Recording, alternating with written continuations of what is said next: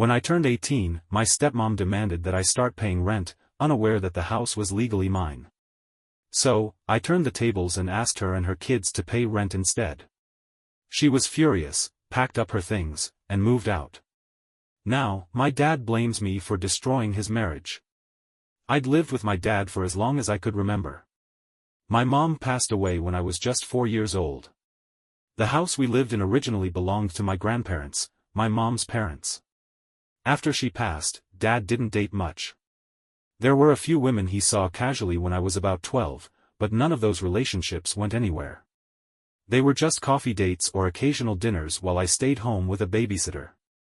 None of those women ever came to the house, and Dad didn't seem particularly interested in any of them. Things shifted dramatically when I turned 14. By that time, both of my grandparents had passed away, leaving just Dad and me in the house. Then he met Sandra. "Ruby, there's someone special I'd like you to meet," Dad said one evening, smiling nervously in a way I'd never seen before. "This is Sandra."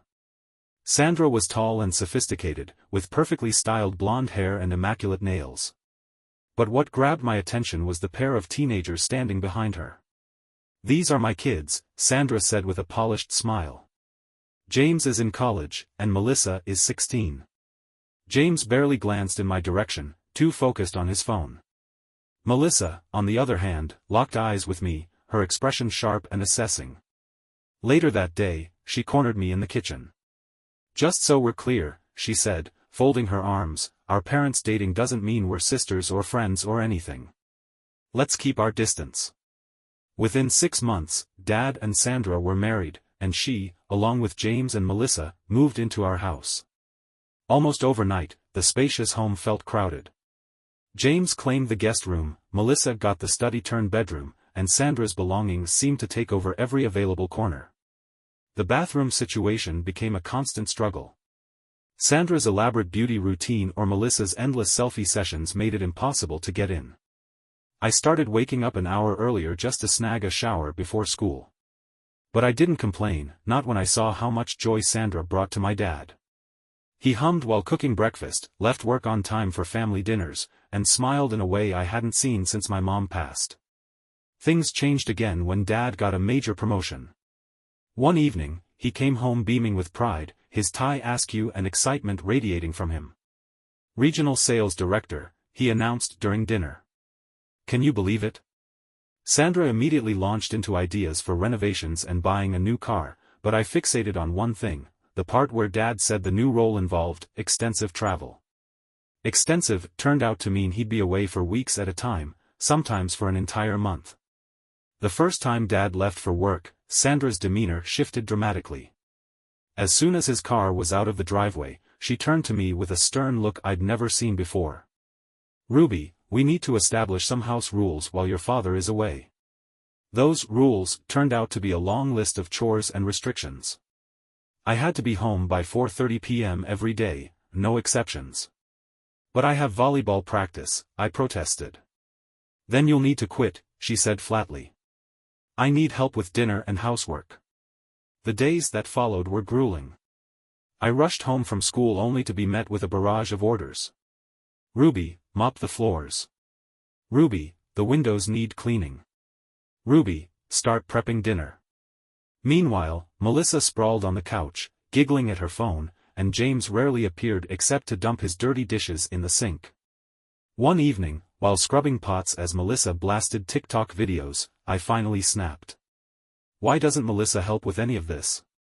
I asked, my voice shaking with frustration. Sandra didn't even look up from her magazine. "Melissa is preparing for college. She can't waste time on housework." "But she's just what?" Sandra cut me off with an icy glare. I looked at Melissa, who was recording yet another video for social media. "Nothing," I muttered, turning back to the sink.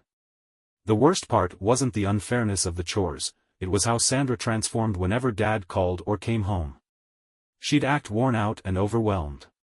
"Oh, honey, you wouldn't believe how much work it is keeping this house running," she'd sigh, leaning against the counter like she was on the verge of collapse. Dad, oblivious as ever, would kiss her forehead and hand her an expensive gift, a designer handbag, jewelry, or perfume. "You're amazing," he'd say while she smiled smugly, basking in the attention. I stood in the background during these moments, hands sore from hours of scrubbing, my homework piling up on my desk, watching the performance unfold. Melissa would occasionally shoot me a smirk from behind her phone, but I kept quiet. What was the point of saying anything? Dad was happy, and that seemed to be all that mattered. As the years dragged on, I found ways to endure. By my senior year of high school, I'd learned to navigate Sandra's demands. James had graduated college 2 years prior but hadn't left the house, claiming he was still job hunting.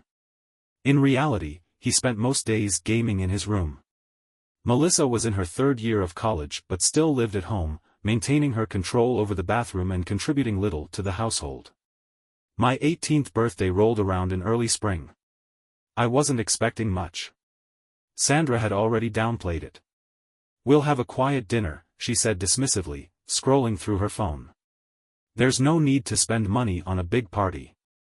I tried not to think about Melissa's 18th birthday 2 years ago, when Sandra had thrown a lavish celebration, a rented venue, catering, a DJ, and over 100 guests.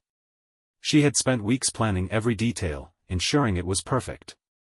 At least Dad was home for my birthday dinner, though he left the next morning for another business trip.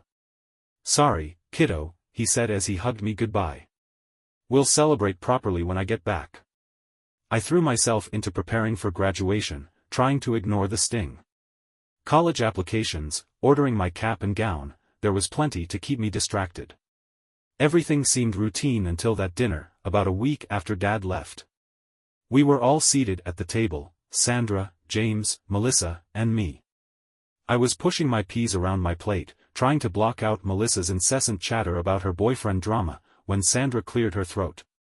"Ruby," she said, her tone unnaturally sweet, "we need to have a serious talk." I glanced up, hopeful that she might want to discuss my college plans. "Now that you're 18, she began, "you're officially an adult, and adults have responsibilities. Starting next month, you'll need to pay rent. I think $500 per month is reasonable." I froze, staring at her in disbelief. James and Melissa exchanged amused glances, clearly enjoying the moment. "And what if I can't pay?" I asked, my voice tight. Sandra's expression didn't change. "Then you'll need to find somewhere else to live. We can't support freeloaders in this house." For a moment, all I could do was stare at her. The unfairness of it all hit me like a tidal wave, the years of being treated like a maid, the endless chores, and now this. Something inside me snapped.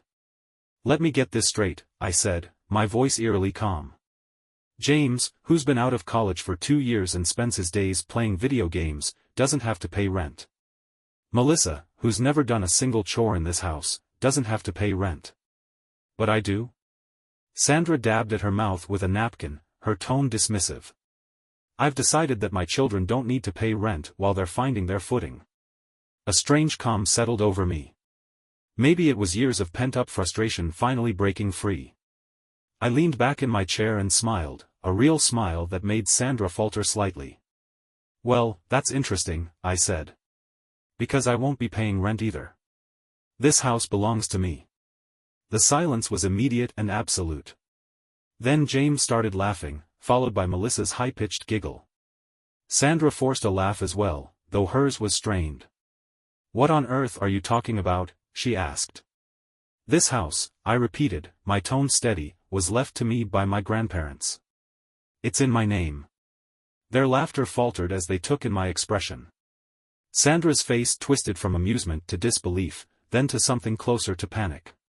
"That's ridiculous," she said sharply. "I'm calling your father."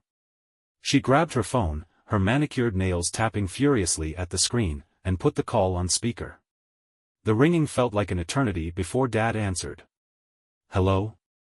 "David," Sandra said, her voice tense. "Ruby's making outrageous claims about this house. She says it's hers." "That's not true, is it?" The pause on the other end of the line stretched uncomfortably long. "David." Sandra's voice rose. "Well," Dad finally said, clearing his throat. "Actually, it's true. Her grandparents put the house in Ruby's name before they passed away. I didn't think it mattered. You didn't think it mattered? Sandra's voice shot up several octaves. How could you not tell me this? I didn't think it was important, Dad mumbled. It never came up. Not important? Sandra's face was turning red. Not important that your daughter owns the house we've been living in for years? She hung up the phone in a fury, tossing it onto the table. The room was so quiet I could hear the hum of the refrigerator. Sandra forced a strained laugh, though her voice wavered. Well, clearly, there's been a misunderstanding. Of course, you don't need to pay rent, Ruby. Let's just forget this whole thing ever happened. I didn't respond to Sandra. Instead, I stood up and left the room without a word. As I climbed the stairs, I could hear frantic whispers behind me, Sandra's sharp tones mixing with James and Melissa's agitated muttering. I didn't bother to eavesdrop. I already knew what they were discussing, me. The next morning, I woke up early and stayed in my room, trying to process everything that had happened.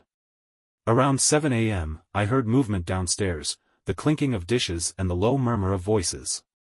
I was about to head down for breakfast when I heard Sandra on the phone. Her voice was low but intense. David, we need to do something about this, she hissed. Your daughter can't stay here. She's impossible to deal with. She needs to leave. I froze, holding my breath to listen. I know it's technically her house, she continued, her frustration barely contained. But she's making things unbearable. She doesn't fit in with us. She's creating tension, and it's not good for the family. There was a pause, and I could just barely make out Dad's voice on the other end. But Sandra, it's her house, he said hesitantly. I can't just ask her to leave. Sandra's tone shifted, syrupy sweet now. Of course, we're not going to force her out, she said.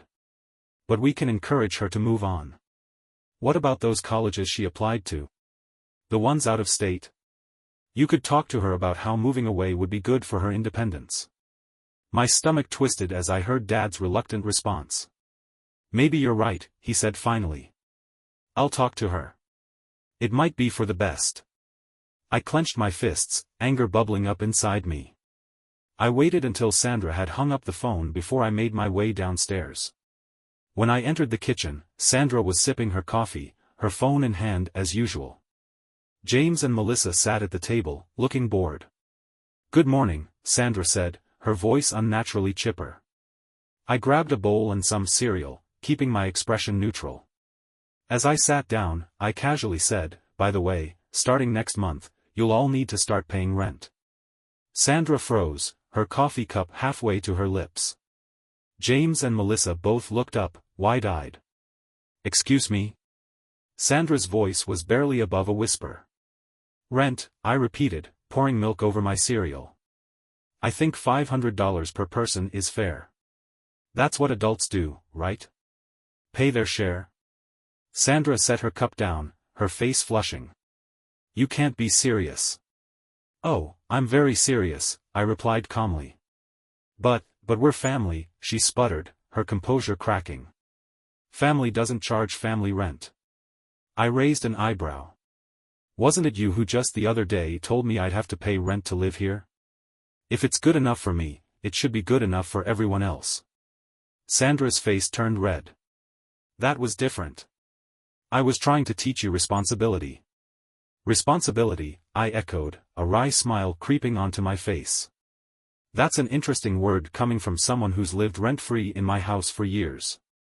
You ungrateful, Sandra started, but I cut her off. Ungrateful? For what, exactly? For doing all the housework while your kids sat around? For staying quiet while you treated me like a maid? Or for owning the house you've been living in for free? Melissa scoffed. What are you going to do? Kick us out? If you don't pay rent, then yes, I said simply. James stood up, his chair scraping against the floor. This is ridiculous. After everything we've done for you. Everything you've done for me? I repeated, standing up as well. What, exactly, have you done? Left your dirty dishes for me to clean? Hugged the bathroom while I got up at the crack of dawn to shower? Played video games in a house you've never contributed to? Sandra pushed back her chair with a loud scrape, standing up with a furious expression. This is revenge. You're trying to punish us. I'm asking for what's fair, I said, meeting her glare. If you don't like it, you're welcome to leave. Sandra's mouth opened and closed like a fish out of water. Finally, she turned to James and Melissa. Pack your things, she hissed. We're leaving. They stomped upstairs, slamming doors and dragging suitcases. Sandra lingered at the doorway, turning back to me with venom in her eyes. You'll regret this, she spat. Your father will hear about this. Without another word, she stormed out, her children following close behind. They left the door wide open as they loaded their bags into the car.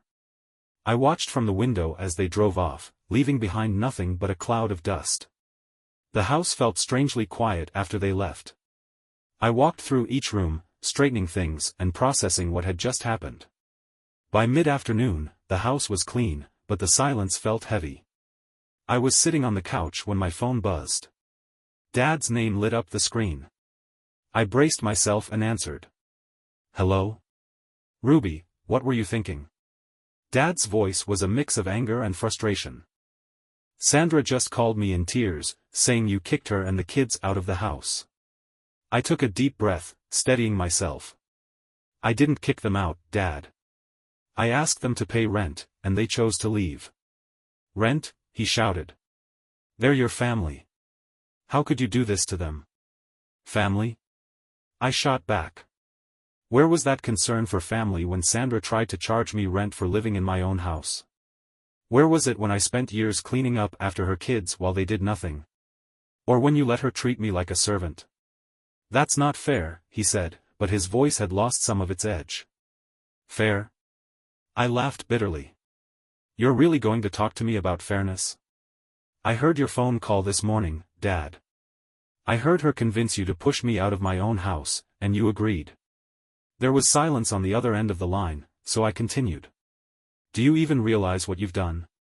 You let her take over our lives, and when she decided I didn't fit her plans anymore, you were ready to help her get rid of me. Ruby, you're twisting things, he said weakly. You don't understand how complicated marriage is. Maybe not, I admitted, but I do understand loyalty. And you chose her over me a long time ago. You're tearing this family apart, he said, his voice cracking. Sandra's threatening to divorce me because of this. I clenched the phone tighter. If her staying depends on me apologizing for standing up for myself, then maybe you should think about what kind of person you married. Ruby, please, he pleaded. Can't you just fix this? Apologize, let them move back in, and we'll figure things out together. No, Dad, I said firmly. This isn't something I can fix, and honestly, I'm done trying. The silence that followed was deafening. Finally, he spoke, his voice barely audible. Fine. If that's how you feel, then I guess we're done here. The line went dead. He'd hung up on me. My graduation came and went. The ceremony was beautiful, but the absence of my family was impossible to ignore. Thankfully, my best friend Sarah's parents stepped in, taking pictures with me and inviting me to celebrate with their family. They didn't ask questions, but their kindness spoke volumes. A few weeks later, I moved into my dorm at Northwestern University. It felt strange to leave the house behind, but it also felt freeing. Anderson Real Estate was managing the property, and they quickly found tenants, a young couple with 2 daughters. The rental income covered my tuition and living expenses, leaving me free to focus on my studies without financial stress. Every now and then, I'd hear snippets about Dad. He was renting an apartment across town and still working at his fancy job. Sandra had redecorated the kitchen with granite countertops and stainless steel appliances, though it wasn't in my house. James finally found a job, but he still lived with Dad, and Melissa had dropped out of college to pursue blogging. They seemed to be moving on with their lives, just as I was moving on with mine. Sometimes, late at night, I'd look through old photos of Dad and me from before Mom died. Back then, his smile was real, and I felt like I mattered. I wondered if he ever thought about me. Did he regret his choices? Did he miss me as much as I sometimes missed him? Maybe someday, we'd find our way back to each other. Or maybe we wouldn't. Either way, I was finally learning how to stand on my own, and that was something no one could take from me. Thank you for watching the video. Subscribe and turn on notifications to be the first to have radish and real stories with you. Have a great day.